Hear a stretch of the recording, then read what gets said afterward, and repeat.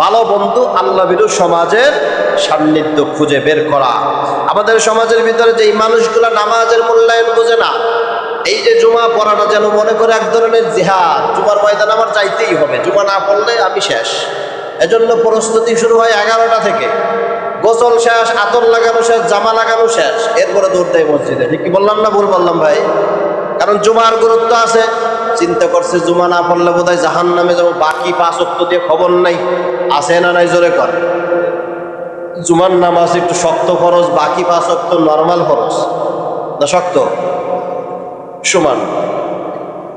ওই যে পাগলের গল্প বলছিলাম, যে পাগল রওনা দিছে, ও দাগ দিয়ে আইছে। এমনি দাগ দিয়ে কইছে যে আল্লাহ বাঁচা রাখলে আগামীকাল আবার সকাল থেকে রওনা দেবো। এই পদ্ধতিতে কিয়ামত পর্যন্ত দৌড়দৌড়ি করলে কোনোদিন ঢাকার মুখ দেখবে ভাই? দেখবে না। আমাদের এই জুমার নামাজ দ্বারা যারা চিন্তা করি জান্নাতের দিকে আগাচ্ছি, যতটুকু আগাইছি দাগ দিয়ে আসলাম, আবার 1 সপ্তাহ না করে অতটুকু পিছাইছি, পরের জুমা আবার পড়লাম, আগাইছি তো পিছাইছি, সারা জীবন শুধু আগানো আর পিছানো দিয়ে শেষ হয়ে যাবে। মরার পরে আল্লাহ তাআলা শক্ত রশি দিয়ে বেঁধে জাহান্নামের ভিতরে নিয়ে যাবে। ঠিক কেনা জোরে কন? এই জুমা আপনাকে বাঁচাতে পারবেন, আল্লাহ বোঝার তৌফিক দান করুক, আমিন বলেন। এজন্য আল্লাহ রাব্বুল আলামিন বলছেন, সুন্দর একজন ভালো বন্ধু, উত্তম বন্ধু আপনাকে নির্বাচন করতে হবে।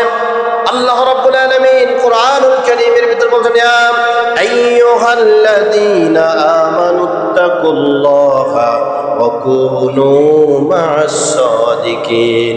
ঈমানদার আল্লাহকে ভয় করো এবং যারা সৎকর্ম করে তাদের সঙ্গে, নেককারদের সঙ্গে তোমাদের বন্ধুত্বটা করে ফেলো। আল্লাহ রাব্বুল আলামিন এরপরে কোরআনুল কারীমের ভিতর সূরা ফুরকান এর ভিতর উল্লেখ করছেন, একদল মানুষ আফসোস করে বলবে, ইয়া ওয়াইলাতা লাইতানি লাম আত্তাখিয ফুলানান খলিলা। আয় আফসোস, আমি যদি অমুককে বন্ধু না বানাইতাম কতই না ভালো হতো। লাম আত্তাখিয ফুলানান, আল্লাহ বলছে অমুক, অমুক কারো নাম আসেনি, কথা বলে অমুক মানে কি, পরে যদি বন্ধু না বানাইতাম। কেন এই কথা বলবে? আল্লাহ বলছেন, লাকাদ আদাল্লানি আনিল যিকরি বা'দা ইয জাআনি ওয়া কানা শাইতানু লিল ইনসানি খাযুলা। আল্লাহ রাব্বুল আলামিন বলছেন, এই মানুষগুলো বলবে, লাকাদ আদাল্লানি আনিয যিকরা, আল্লাহ তাআলার পক্ষ থেকে জিকিরটা আসার পরে আমি হিদায়াতের পথ পেয়েই ফেলেছিলাম। বাদা ইয জাআনি, এরপরে বন্ধু এসে আমার কাছে আসার পরে আমি তার সঙ্গে ধোঁকায় পড়ে গেলাম। এরপরে যখন বন্ধু আমাকে ধোঁকা দিয়েছে, বন্ধুরূপে শয়তান আমাকে ধোঁকা দিয়ে ফেলেছে। ওয়া কানা শাইতানু লিল ইনসানি খাযুলা, শয়তান আমাকে ধোঁকা দিয়ে ফেলেছে। ধোঁকা দেওয়ার পরে এই আফসোসটা যখন করবে, আল্লাহ রাব্বুল আলামিন বলছেন কোরআনুল কারীমের ভিতর, নবীজি ওই জায়গায় উপস্থিত হয়ে গিয়ে বলেন, ওয়াকালা রাসূলু ইয়া রাব্বি ইন্না কওমি ইত্তাখাযু হাদাল কুরআনা মাহজুরা। ওই দিন নবীজি, ওই দিন আল্লাহ তাআলার দরবারে নবীজি নিজে কেস করবেন, আপনার বিরুদ্ধে মামলা দিয়ে দেবেন। নাউজুবিল্লাহ, জোরে কোন। আল্লাহর নবী বলবে, ইয়া রব ইন্না কওমি ইত্তাখাযু হাদাল কুরআন, নিশ্চয় এই কওমের কাছে মসজিদে জুমায় বারবার বলা হয়েছে, এলাকার মাহফিলগুলোয় বলা হয়েছে, তাবলীগওয়ালারা বলেছে, হক্কানি পীরগুলো বলেছেন, তাদেরকে বারবার সতর্ক করা হয়েছে, লাম আত্তাখিয ইয়া ওয়াইলাতা লাইতানি লাম আত্তাখিয ফুলানান খলিলা।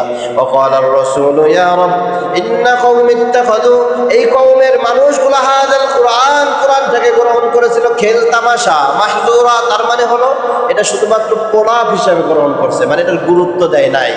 এই যে অভিযোগটা নবীজি করবেন, মামলা করবেন, নবীজি বিচার করবেন, আল্লাহ সাক্ষী দিবেন, ফেরেশতা, এই জায়গায় মোটামুটি 5 কোটি টাকা ঘুষ দিলে বাঁচা যাবে তো? কথা কন, বাঁচা যাবে? মামলা যিনি করছেন তিনিও শক্তিশালী, যিনি বিচার করবেন তিনি দুর্বল।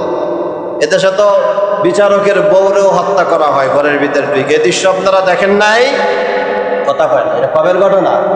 গতকালকে রাজশাহীতে ঘটছে, আপনারা দেখেন নাই খবর? এরকম দুর্বল বিচারক আমার আল্লাহ না সবল? জোরে আওয়াজ করে বলেন।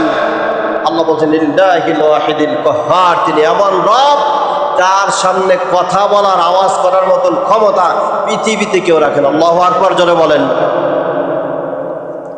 আল্লাহ বলছেন, খাশাআতিল আসওয়াতু লির-রহমান ফালা তাসমাউ ইল্লা হামসা, তোমার রবের সামনে গুনগুন আওয়াজ ছাড়া কিছু শুনতে পারবে না।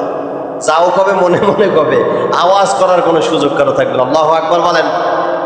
তাহলে এই যে এইগুলো ছিল আমাদের জন্য চ্যালেঞ্জ। কি কি চ্যালেঞ্জ ছিল ভাই? সত্য মিথ্যা যাচাই বাছাই করা। 2 নম্বর আমাদের জন্য চ্যালেঞ্জ ছিল হলো চোখ কান হৃদয়ের হেফাজত করা। 3 নম্বর ভালো বন্ধু এবং আল্লাহ ভীরু সমাজের সান্নিধ্যে যাওয়া। সবশেষ এখন আমাদের জীবনের লক্ষ্য এবং